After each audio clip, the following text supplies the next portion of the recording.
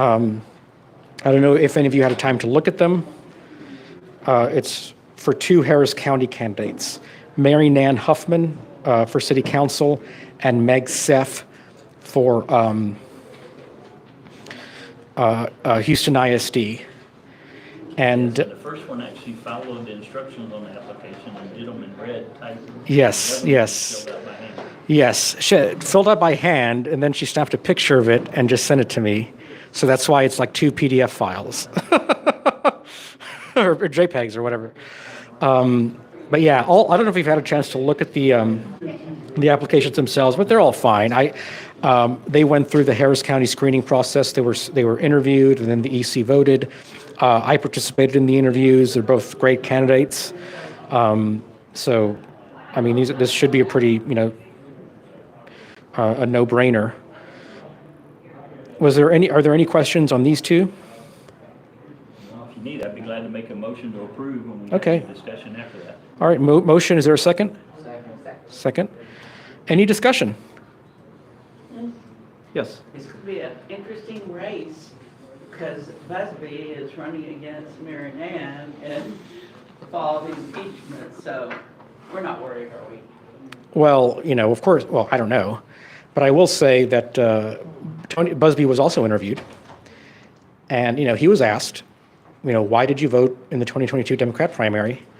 Why did you give $100,000 to Harris County Democrats in 22? And, frankly, his response was pretty weak. His claim is that, well, since he practices in front of these Harris County judges, he has to, it's the cost of business. Okay, I don't agree with that. I mean, I can understand the argument that it's just the cost of doing business. $100,000 to Harris County Democrat judges, but yeah, sorry, Tony. That's probably not a big number for him. No, yeah, it's not. And So in other words, I can be bought. no, Tony does the buying. Okay, no, Tony does the buying.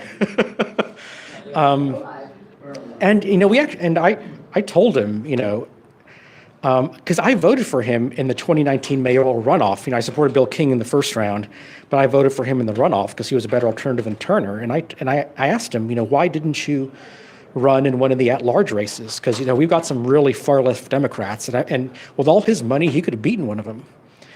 But he chose to run in District G, which is a Republican enclave of Houston, which already has the most conservative member, who's a solid Republican. I mean, we have someone who does everything that the party expects a conservative council member to do, versus someone who is a great attorney. But I mean, dude, you gave $100,000 to the people we were running against last year.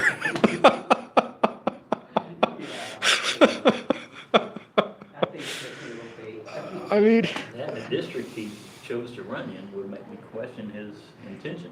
yeah, and okay, the only time Tony Busby has ever sucked up to Republicans is in 2019 when he was running for mayor, and now when he's running in District G.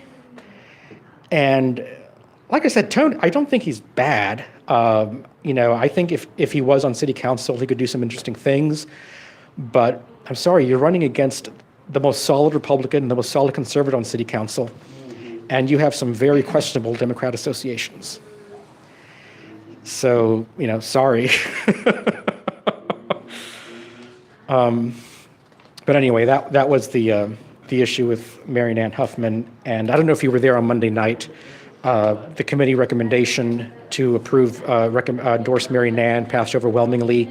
She has the overwhelming support of the precinct chairs in District G. So it was a pretty easy call for us. Yeah, she had asked me, and I wrote the endorsement letter for her to get endorsed. Oh, right. by Harris Okay. County. So Okay. I did that. Yeah. Yeah, Busby's a character. Politics. Any further discussion on these two? No. Okay. Responses look fine, and Yeah. Harris County CEC approved them. Yeah.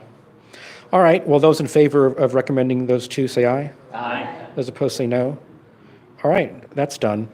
So far, the only applications I've gotten have been from Harris County.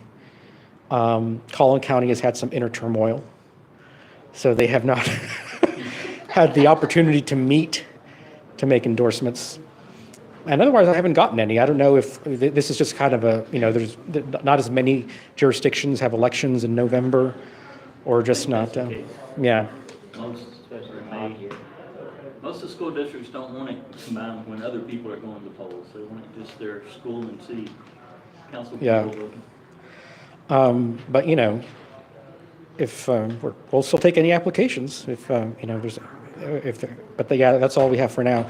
Did anyone else have any business? Go ahead, Carmen. I just wanted to mention to the committee that Nueces County Republican Party will be having their CEC October 10th, and we'll probably be taking some positions on some local props, like a reissue of the sales tax, a school bond. We can do like a Zoom meeting possibly to approve those as well. Yeah, he asked me, we haven't handled like bond recommendations before, although there's a reason why we shouldn't. And actually, Amy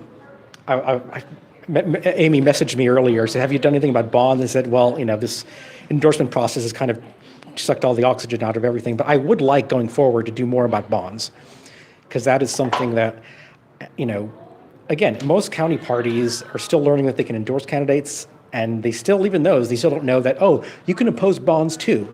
Like, just because the school board member who says he's a Republican tells you to vote for the bond doesn't mean you should vote for it, And Rolando, go ahead. I think we figured out kind of a system where where one activist can take around just a simple petition and connect the dots on how all these things are related to the voter at the door, and get new voters who don't vote in primaries educated and turned out to the primary. So that's one of the things that I'd love to see this committee really kind of coalesce that into a toolkit that just drives the whole thing home. It would be awesome to have that kind of toolkit, to have a template for a door hanger that could be easily. That's right, you do. You need to send me your door hanger template. And can I have 120 seconds? Yes. Okay. So Amy Hedke, I'm in Ellis County, SD22. Mike White's my precinct chair. I've been a delegate to the state and in 3 national conventions. One of the things that I have found is using the eliminate property tax issue. It got 75% support on the primary ballot in 2022. It resonates with people who never vote in primaries. Everybody's looking after their own wallet. We developed an eliminate property tax petition asking voters to support elimination of property tax, not just at the state level, but at the local levels too. And so that includes bonds, local candidates, and everything else. They're happy to sign the petition. We get their contact info. We say, oh yeah, there's also this on your ballot. You've got a bond on your ballot. You've got school board members on your ballot. Oh, and these constitutional amendments are on your ballot. Oh, who knows about those? And some of those actually impact you. And then we say, oh yeah, and you've got a primary coming up this March, and we could use your help to help us eliminate property taxes. So it's just one visit at a door that gets you information, gets your foot in the door, educates the voter, puts the activist in the position of, I have the info you want, and creates that relationship. So that's what I would love to see. And I tracked down 100 different bonds just for this November, and we mapped them. I have them in a spreadsheet, a little tiny URL. But if anybody wants more information about that, feel free to let me know. But yeah, you've got a lot that you can do with this. Good. That definitely needs. I think at our December meeting, I want to take some action on that, So my goal is that for the next May municipal elections, we would have some resources to send to county parties. And your school districts have learned to increase voter turnout in the May election by counting their district-affiliated voters. So TASB is about to basically take over the school boards. Red Oak successfully replicated their efforts. We saw a higher turnout than ever in a May election because of district turnout. And they replicated that in a runoff school board member election. So it's pretty ominous. Yeah, and I would totally. I've seen that in Harris County, they initially, we were successful because we got the low-hanging fruit by getting Republican primary voters. But then the school districts got really smart about walking up to the line of electioneering but not crossing it.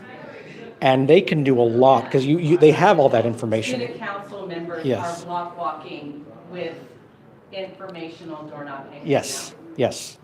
The school districts have wised up and they are working They're it. dialing in their messaging and they're Yeah, executing it. yeah, because they've realized that the party is activating our core voters, so they've responded. So we have to step it up. This is not just about activating our primary voters now. We have to find more primary voters. But anyway, no, thanks for bringing that up. And any other discussion? If I could piggyback on the Yeah. concept. Dale Lindman, SD4. I was on the school board in Conroe ISD for 4 years. I just came off in December. And when I was there 4 years ago, our budget was $350 million. This is anecdotal, but just to describe the nature of the problem. And we had about $400 million in bond debt. Currently, they're at about a $700 million. So in 4 years, they've doubled the budget, and they're asking for 1.99 billion bond. So in 4 years, it's gone from 5 years, from 350 million with 400 million bond debt.